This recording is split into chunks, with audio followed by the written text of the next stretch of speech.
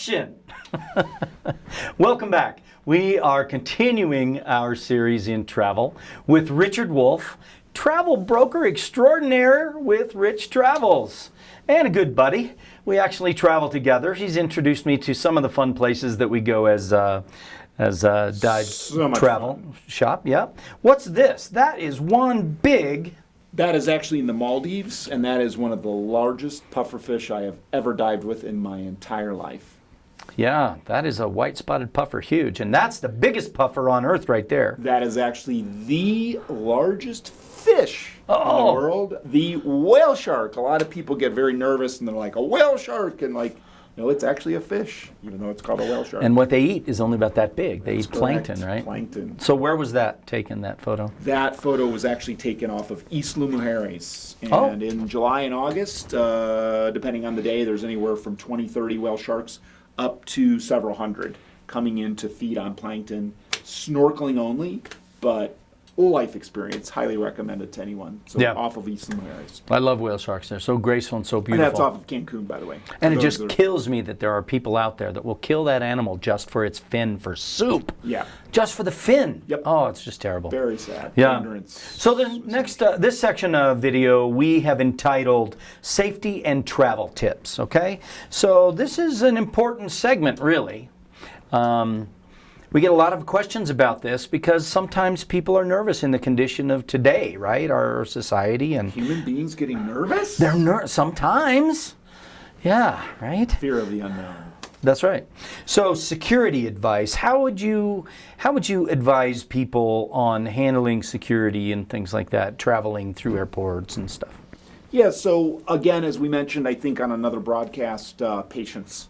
Bring your patience. So there are going to occasionally be lines. There's sometimes different things are being asked. Sometimes you'll send a bag through and it'll be screened for secondary screening. Another time it'll go straight through.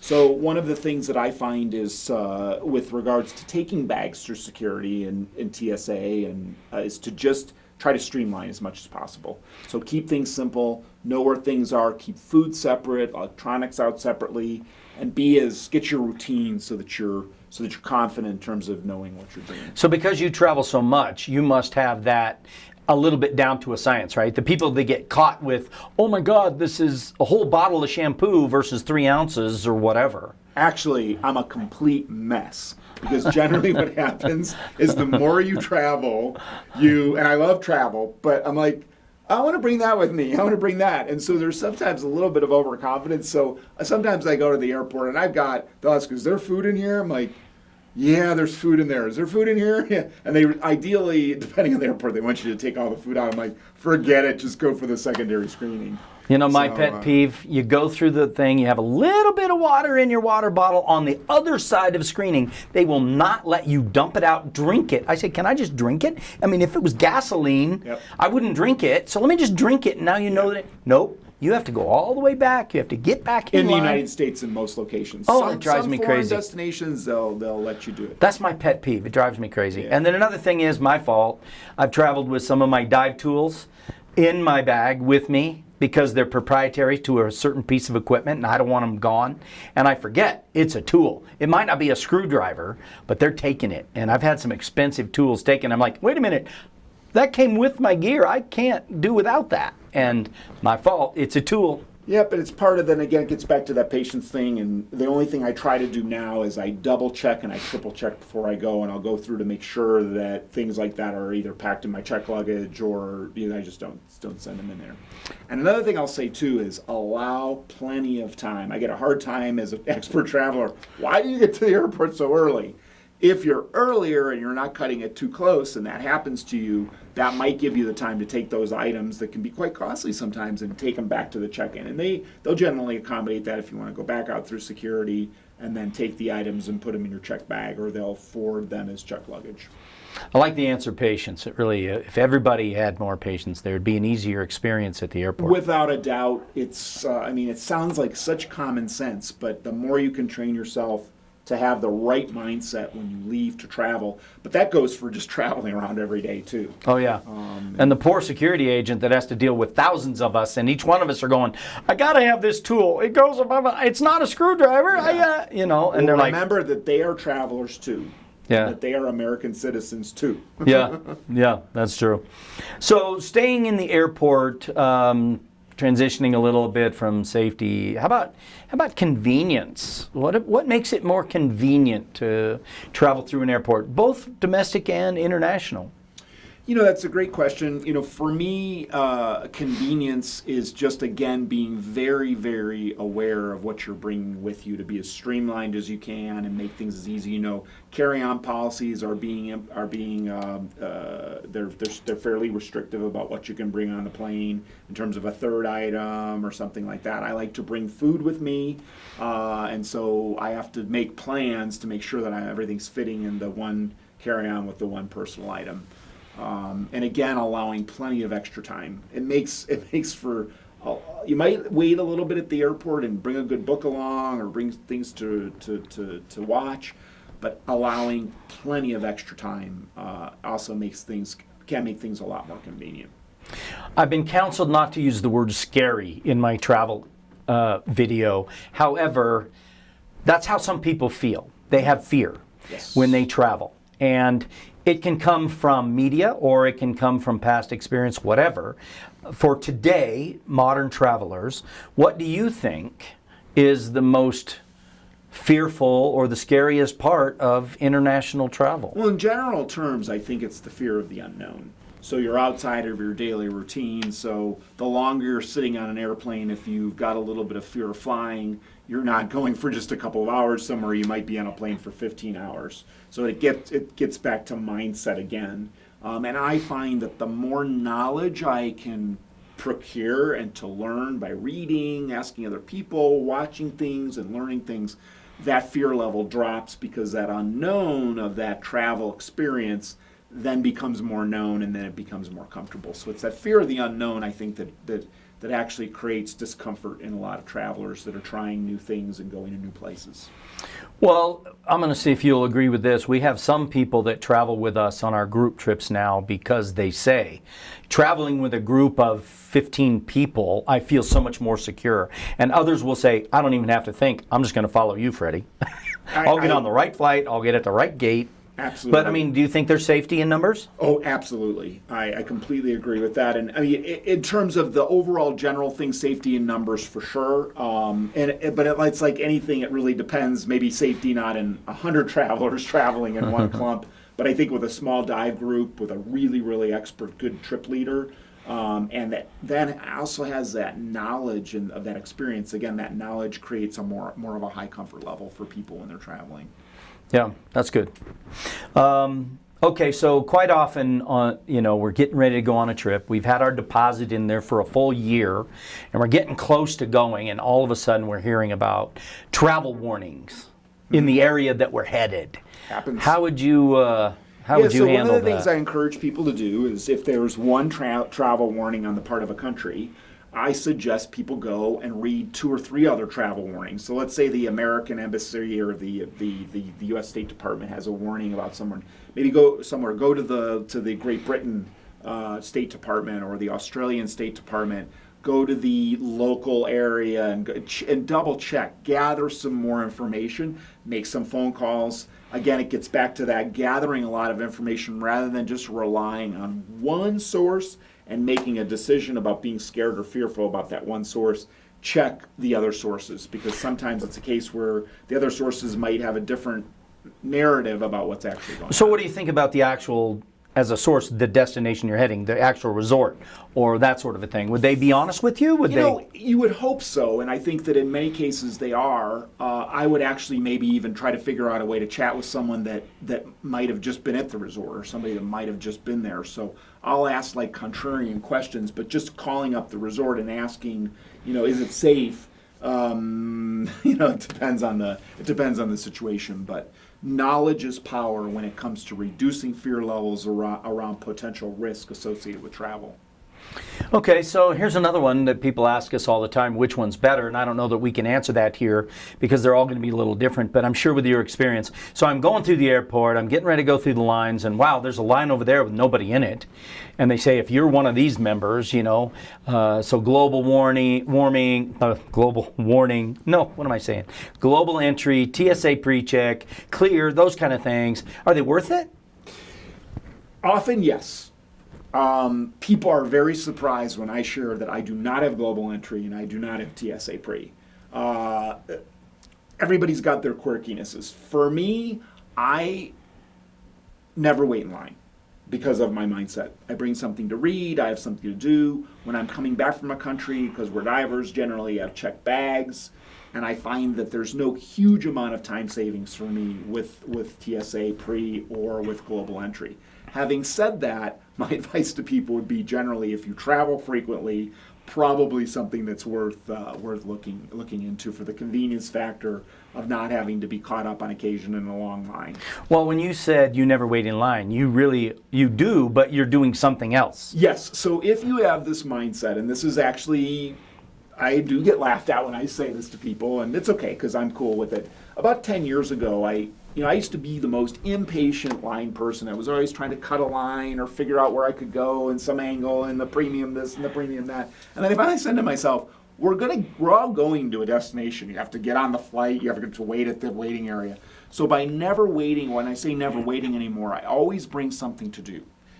So I've got something to read, I've got something to look over, might strike up a conversation with my travelers. And so the mindset there then puts you in a position to have a lower probability chance that you're going to start feeling anxious about waiting for anything.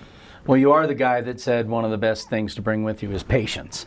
That is correct. But even I will admit there's that percentage of time where I'll forget to bring something to read, or I'm maybe tired of reading something, and I'll be like, hey, let's get this going. I'm that guy that if I'm in the long customs line and I look over to the global entry line and there's nobody in it, I'm like, I want to go over there. Yeah. Don't you just love it too when you're in a line and you're waiting, and someone just comes and decides to just cut in line? I hate that. I love that. I just love it. Yeah, See, I hate it that. won't surprise you. I'm the type of guy that says, excuse me, the line starts back there.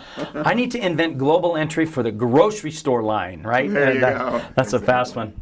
Okay, so there are certain people that will always give you advice on how to get a better seat on the plane, or how to get in line earlier or faster, or this or that. You'll see the people that have the credit card, so that might be one of the answers. But the title of this question is basically airport hacks. How do people, gain some advantage to their travel, whether it's domestic or international? Yeah, it's a great question. And again, it gets back to the knowledge is power. So the more knowledgeable you become at the different tricks and the different things to do, you can do that. So airline seating, for example. Most airlines that I know of anyways, they don't guarantee a seat. So even if you've got a seat assignment, or you've even at times got a boarding card, you're not guaranteed that seat until you get on the plane and you're actually in that seat. Because they can have a shift in the cancellation, they might have a very dynamic changing situation. So my strategy in that area is to keep checking. And then even when you get on the plane, in that rare case that you might have an issue, befriend the flight attendants very, very quickly. Because I have had those cases where, and it does happen, where two people have the same seat with the same boarding card. I know people in the computerized world, come on, that doesn't happen. But it does happen. And there's the agitated person that's my seat, and then there's the flexible person that says, you know what, I regret this happened, and they end up sitting up in the empty seat up in first class. It's happened to me a few times. So again, patience, kindness. Yeah. Be kind and maintain your patience level. So Good things can happen. This next question, actually this one comes from me, because when we do a lot of our travels to the distant lands, right, Asia and places like that, you have choices of which airports you leave from. And some people hate certain airports because of constant delays or this or that, and some people love others. So kind of like our little quiz we were doing a while, I'm going to mention two different airports that Awesome. should share many of the destinations that they depart to. okay? And then you give me your favorite, and then maybe a little bit of why, okay? So, on the West Coast, do you prefer departing from San Francisco or Los Angeles Airport? Generally, San Francisco. Both airports, they're world-class airports. They've made great strides in their improvement. But I love sourdough bread. That's a good reason. I like the food in San Francisco better. But LA's come a long way in terms of they've done multi-million-dollar improvements with really modern gate areas and nice areas. But boy, that boudin bread and the sourdough bread in San Francisco, I'm there. Yeah. Now, some of the flights are more direct from one or the other. Does that matter, or? You know, it really depends on the traveler. I believe both are world-class airports. Both are very large. Depends on where you're going. LA has a lot, I think a bit greater number of flights. So you that might are have directly more choice that are nonstop. And I Okay. am personally a fan of point-to-point nonstop with no changing of planes in between, all other things being equal. It is something to consider a little bit more than sourdough bread. Yeah. If I can avoid a whole flight. And it also depends on the traveler, because I do have travelers that prefer stopping. If you're talking about an 18-hour nonstop flight to Singapore versus maybe stopping in Hong Kong after 13 hours and taking a little stretch of the legs, or maybe even overnighting for a night or two. So that really is situational depending on the type of traveler. Know thyself. That's a very important piece of advice for any traveler out there, is know what your individual needs are and then match up your services and your products with those individual needs. Great, great. So on the southern end of things, two major departure airports, Houston or Dallas? Yeah, so love both places. I'm more of a Houston person than a Dallas person. DFW there's a lot of flights out of DFW, but it's a very, very large airport. When you're coming back in, do you notice any difference with customs? You know, it's all over the board. It really is hard to predict. And again, I get back to that whole patience thing. They generally don't like it when you're on your cell phone inside of immigration before you go through immigration, and customs, they don't like it. Some airports even block it. But again, my mindset is to be very aware when you're going through the airports and bring something, a book to read or to look over, and then your mindset. But, you know, increasingly, within the past few years, I've noticed vast improvements in the speed with which immigration happens, at least at U.S. airports. And that's partially because of the semi-automated procedure. You go up to a computer, you put your passport in, and it rings That's everything right. up. Yeah, and it's evolving and improving even more. Less paper and then less waiting to get through. I've seen those. It's almost like a global entry kind of thing, but you don't have to pay for it. You walk up to a kiosk, it scans your passport, and Yes. it makes it really easy And to by get not through. having global entry, so for years I've taken a hard time. You know, here's this travel expert. You don't have global entry. You're a travel expert. But now with those automated machines, I actually play a little game, which is part of the fun of travel. Who And I can say get to through the fastest? Who can get through fastest? And I'm going to admit they usually still are getting through faster, but I'd say about maybe 20% of the time I'm on the other side before the people, because now everybody's part of global entry. It's just like TSA Pre at the airport. I have seen days, particularly in Dallas, where the TSA line, the TSA PreCheck line, is double the number of people than the regular, not even the premium line, but the regular Really? line for people. Well, in that case, then you just go through the regular highway. Yeah, and you can do the regular. You will likely have to still take your computer out there, Sure. but you won't have to take your shoes off. Yeah. So now on the East Coast, Washington Dulles or New York LaGuardia? So of those airports, in terms of convenience, I think LaGuardia has very limited flights. But I really like Washington. The Dulles airport is probably preferable. LaGuardia, if you're just going into the New York region, you've got JFK and you have Newark. But for LaGuardia, the one thing I will say about LaGuardia is very close and very convenient to get into Manhattan and to move on. Yeah. What I like is after they redid part of Dulles, the tram system that's underneath, man, you can get to a different terminal fast. Yes. Yeah, and they're moving. Yeah, good flight frequency. Well, thank you for watching this video. Next up, our series continues with personal travel and after arrival trips. So you've made it to your destination. Now we want some trips, in the local area. Things like transportation, some of the non-diving partners. What do they do? The most romantic locations and medical advice locally and things like that. So thanks for watching. What do you think of that series? She likes it. You can tell. She's smiling. We hope you're enjoying the series. If you have any ideas for us on other series we can do, just let us know. Elsa and I will get to them just as quick as we can. You know, she would really like you to like the button down below and let us know we're doing the right thing. And if you hit the subscribe button, you'll know when the next one comes out. Make it a great day.